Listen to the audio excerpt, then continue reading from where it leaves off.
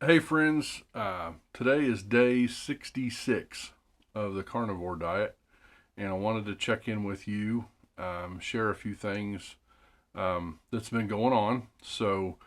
66 days in, I haven't gotten into a bunch of details in the last couple of videos, but I've been on the carnivore diet. I've been eating meat only, meat from ruminant stomached animals primarily. So I've been eating beef and deer for me, venison. Haven't had any lamb and goat. I haven't had any goat. So primarily beef. I do eat some chicken and I do eat some seafood here and there along the way. I have had eggs and I do eat some dairy here and there, but not a lot. Just a little bit on occasion. That's been my diet. There's carnivore, there's the lion diet, which is a version of the carnivore, and it's meat only, meat, salt, and water. And so I'm not really doing the lion diet, but I am leaning farther towards the lion diet than just a straight carnivore diet. Because I do primarily red meat on what I'm doing, just because of availability. We farm and ranch, so we have meat, and so that's just something that's readily available to me. So I wanted to check in with you today, let you know, day 66. I'm feeling great. I lost more inches again. My weight sort of plateaued a little bit.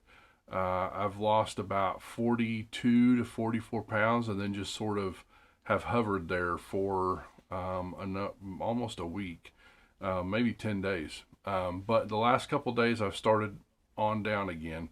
Um, and I've read in the past that as you're passing through certain weights that you may have been at for a number of years of your life, you may hover there, or it may take a little while to break through one of those threshold weights. And that's where I've been. I've been down around, I told you all in the early videos, I'm a big tall guy.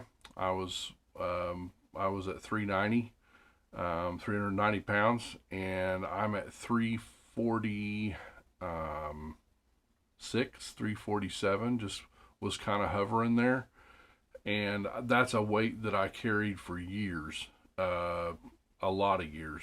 Um, and and I'm starting down through below that one. So just something that's interesting along the way, and I've been trying to share some interesting things. I'm still off blood pressure meds.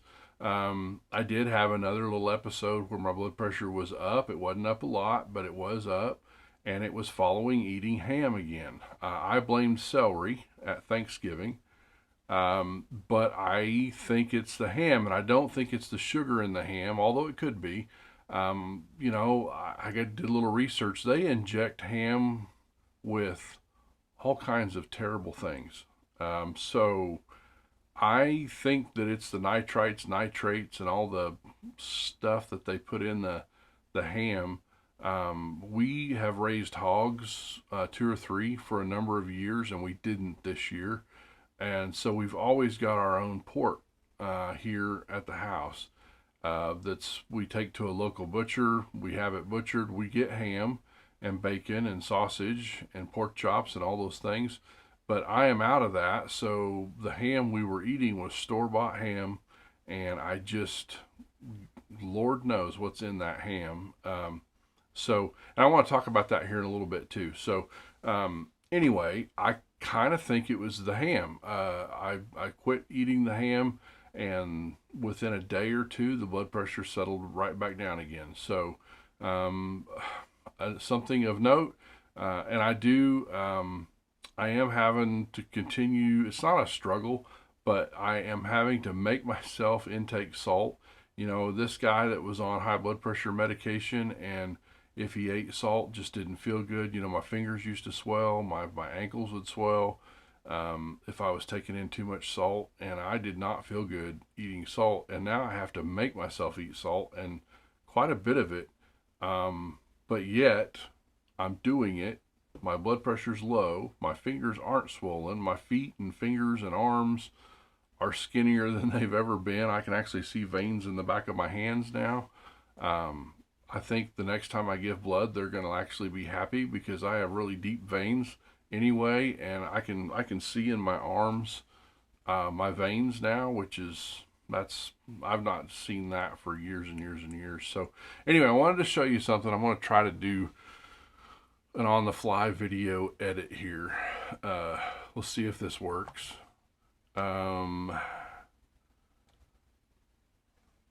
Let's see. Yeah. So this was me September the 5th, and that's my grandson. We're at a ball game, and this was before I started the diet. Pretty heavy there. I can remember that day because we were at a ball game, and my youngest son was playing ball, and we went down on the field after the game, and when I came back up through the stands to the car, I was huffing and puffing climbing those stands, and it really bothered me. And then I want to, let's see if this works.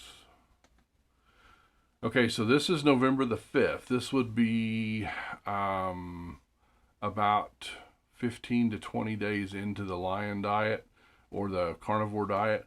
I'm at a homecoming game. They had the alumni band play, and that day was the local university where I went to college, and I'm playing in the alumni band. But that's me standing there after losing maybe 10 pounds at that point, and you can see my weight there. And that day, there's me sitting in the band room of the fine arts facility. That day, the elevator was broken. That band room was on the 3rd floor, and I had to walk 3 flights of stairs carrying my horn case like I did in college all those years ago.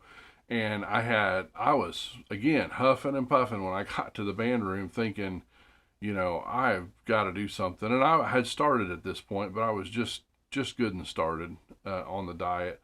And so, and then here is me this morning on the way to church. So I just snapped that. I don't take selfies. I don't take pictures of myself. All those other pictures were pictures someone else took. But I wanted to take this morning to show you the difference. So there you go. There's my fancy video editing that you get on the fly. So there's the difference in 66 days, and I feel good.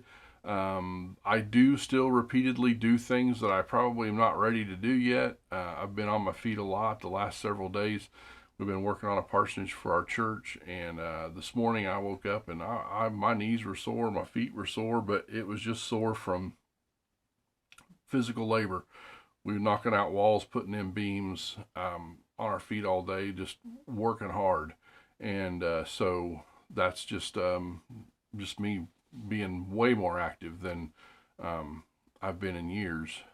So anyway, I wanted you guys to see some results. I'm seeing the results. It's encouraging to me, and if maybe it's encouraging to someone else, if you're trying this or thinking about trying this, again, I would say talk to your doctor, get some blood work before you start, and do what I didn't do. Take some measurements. Don't just weigh yourself, but take some measurements of your body, because I think I missed out by not doing that, and would be able to see and say a lot more about how much I've lost in inches on my body. So anyway, I wanted to say that and encourage anyone that's thinking about or doing the same thing. Just give you all of that's what's happening to me. The other thing I wanted to talk about today was everybody's been talking about, well, gee, that diet's expensive. You're eating steaks and what do this and that, and you go out, and I agree that eating all beef or ruminant stomached animals is expensive. Now, I have some deer in the freezer. I'm going to have some more. And I will, it's not free. Deer is probably the most expensive animal you can eat if you count the hunting license and the tags and the shells and the guns and that sort of thing. But as you can see, guns are something I own. So, but I will say this, I'm not on any medication. I feel better. I am doing more work each day, so I get more done. I when it comes to a meal prep or making meals, there's not, your main course and three sides and all that to fix. So I'm not eating any of that stuff. Um, the sides. I know some veggies are cheap, salads and all that, but salads and fruits and vegetables, all those things go bad in the fridge or go bad sitting out on the counter. So all that food that ripens or is wasted at times, I don't have any of that going on. And I will say, even going out to eat, it's not that hard. You can order fajitas at the restaurant and get chicken, beef, shrimp, just pick some meats and tell them that's what you want for your fajitas. And tell them I don't want tortillas. I don't want rice or beans. Just bring me an extra scoop of guacamole and sour cream, and they will gladly substitute that. And that's a great meal, and it's very tasty. And so, I know that's Mexican food, but the other day we were traveling, stopped at a Brahms. I ordered a triple bacon cheeseburger. Hold the bun, hold the veggies. So what I got was a patty with cheese, another patty with cheese, another patty with cheese, and two big slabs of bacon. And that's a great meal for what we were on this diet doing. And it was just the cost of a triple bacon cheeseburger. And I had an unsweet tea, and I was good to go. So there are options out there. You can go to Sonic and order. Now this one's a little bit on the edge, but you can get 2-foot-long cheese conies in the same carton and have them put no buns and just put the dogs and the chili and the cheese in there. And if you're in a pinch and you need some fast food, and in our town where I live, there's not a lot of options fast food wise. Um, that's something I'll eat. I know it's a hot dog, and Lord knows what's in that. But Sonic does claim that they're an all beef dog. What part of the beef, I don't know. But I have ordered the hamburger patties from McDonald's. Now, I'm going to probably offend some people, but that's the second part of this I wanted to talk about. I am a farmer and a rancher, and so I do know about beef, and I know about finishing beef, and I know that the beef that I get, that either I finished or my neighbor finished, and I buy from him, and we take him to a local butcher, and we put in our cutting order, how we want our meat cut. There is no comparison in that beef to what I can buy at the store or any store, or McDonald's or Sonic, or now Brahms beef's pretty good beef, I think, just by taste and knowing about it. But if you know someone that can raise a beef for you, and you can buy a beef on the foot, have it delivered to a butcher, put your cutting order in, and pay for the butcher cost. And yeah, you got to have a freezer big enough to store a beef. It is so much more economical than buying beef at the store. It's so much better beef than you will ever get anywhere else. Now, I am going to back up and say this: my middle child works at a butcher shop, and they are a cut to order butcher shop, and they use, I don't know the grades by name of beef, but they use, what I call an A1, a Sterling, I think it's Sterling brand beef, really, really good beef. And they cut, they'll buy standing rib roasts and cut the ribeye to order how thick you want it and all those things. And that is great beef, but it's very expensive doing it that way compared to if you can raise your own animal like we try to do, or I have a neighbor raise an animal and I buy it off the foot or off the hoof and have it butchered. So I just want to say there's no comparison, and some of these fast food places and some of the meat that you can get, and I mean even some of the meat at the store, it doesn't taste right. The texture's not right.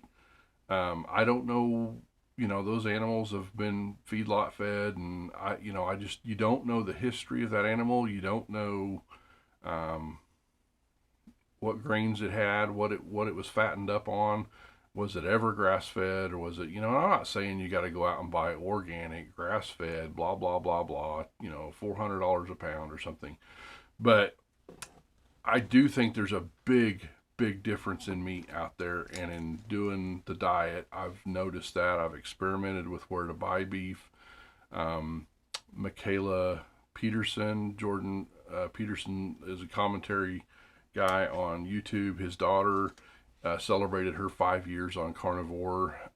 She had extreme rheumatoid arthritis and at a young age in her teens, and went on this diet and put her arthritis in remission. She's celebrating 5 years on and had a product code for betterbeef.com. And so that's a website you can order beef from. It's a little pricey, but her product code was 25% off. So go out and look at her video and get that product code. That video is very educational, by the way, when it comes to the carnivore diet and what she does and how she survives travel and her schedule and the things that she does. So that's one to go watch.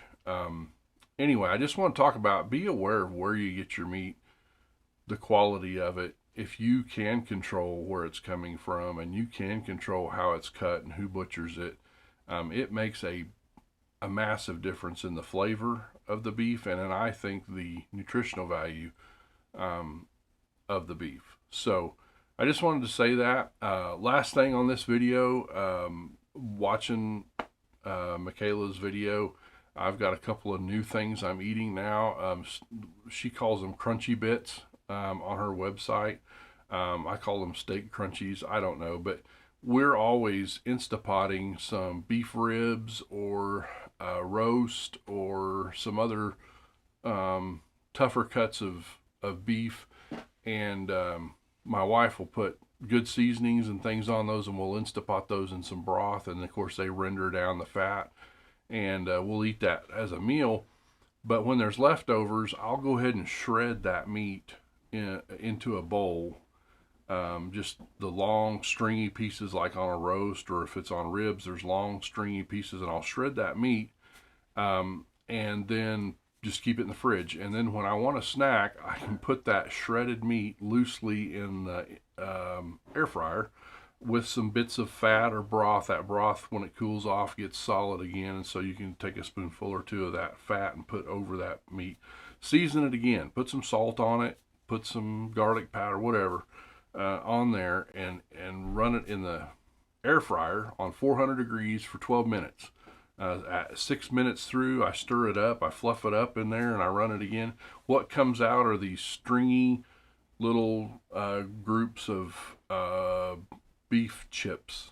That's what I call them, but they're crunchy and they're flavorful. It's like pork rinds except beef, and it's not the skin, it's actual meat. And it's got the fat on it and that sort of thing. So they're delicious, and they're a great snack. And if you're wanting something crunchy, that's something that I've stumbled onto and I really enjoy. Otherwise, I'm eating ribeyes and T-bones and strip steaks and doing great.